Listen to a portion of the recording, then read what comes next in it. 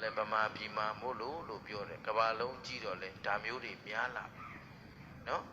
ဒါပေမဲ့စိတ်ဓာတ်အစစ်တမ်းရှိတဲ့တိုင်းပြည်စိတ်ဓာတ်အစစ်တမ်းရှိတဲ့လူမျိုးကတိုးတက်သွားတာပဲ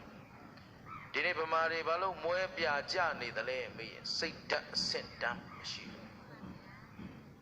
စိတ်ကံမရှိဘူးစိတ်ဓာတ်ခွန်အားမရှိဘူးဒီတော့အဆုံးအမကောင်းတော့ရှိနေပါရဲ့အဆုံးအမကိုလိုက်နာကျင့်သုံးနိုင်စွမ်းမရှိကြတော့ဘယ်လောက်ပဲဆရာကောင်းကောင်းဘယ်လောက်ပဲအဆုံးအမကောင်းကောင်းဘယ်လောက်ပဲလမ်းညွန်ကောင်းကောင်းခံယူသူနေရာမကျရင်အသုံးဝင်မှာမလားအဲ့တော့သာသနာတော်ကြီးအတွက်အမတန်နှမျောစရာကောင်း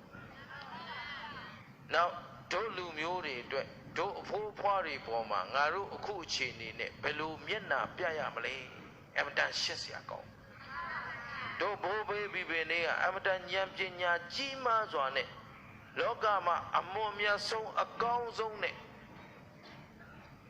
အကျိုးအရှိဆုံးအဆုံးအမတွေကိုငါတို့လက်ထဲရောက်အောင်မရအရာယူပေးခဲ့တယ်